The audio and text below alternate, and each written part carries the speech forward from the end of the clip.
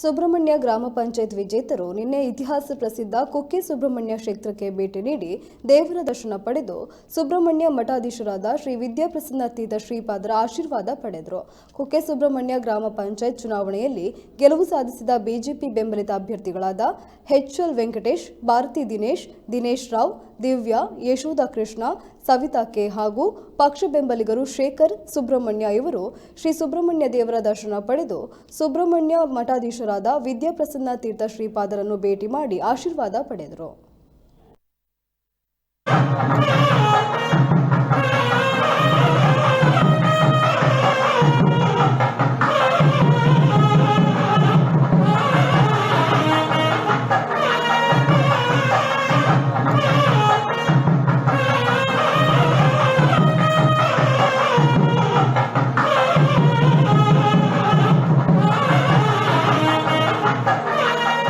BJP ಬೆಂಬಲಿತ 21 ಕ್ಷೇತ್ರದಲ್ಲಿ 18 ಕ್ಷೇತ್ರದಲ್ಲಿ ಬಿಜೆಪಿ ಬೆಂಬಲಿತ ಅಭ್ಯರ್ಥಿಗಳು ಜಗಳಿಸಿದ್ದಾರೆ.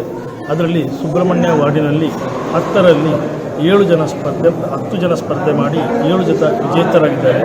ನಾವೆಲ್ಲ ಸೇರಿಕೊಂಡು ಕುಕ್ಕೆ ಸುಬ್ರಹ್ಮಣ್ಯ ದೇವಸ್ಥಾನದ ದರ್ಶನ ಮಾಡಿ ಹಾಗೂ ಸ್ವಾಮೀಜಿಗಳ ಒಂದು ಆಶೀರ್ವಾದ ತಗೊಂಡು ನಾವು ನಮ್ಮ ಸುಬ್ರಹ್ಮಣ್ಯದ ಸರ್ವತೋಮುಖ ಅಭಿವೃದ್ಧಿಗೆ ಸ್ವಾಮಿಗಳ ಸಹಕಾರವನ್ನು ಬೇಡುತ್ತಾ ಕುಕ್ಕೆ ಸುಬ್ರಹ್ಮಣ್ಯ ದೇವರ ಅನುಗ್ರಹವನ್ನು ಬೇಡುತ್ತಾ ನಾವೆಲ್ಲ ಬಂದು ಎಲ್ಲ ಇದು ಮಾಡಿ ನಮ್ಮ ಆಶೋತ್ತರಗಳನ್ನು ಈಡೇರಿಸುವಂಥ ದೇವರಲ್ಲಿ ಪ್ರಾರ್ಥಿಸುತ್ತೇವೆ.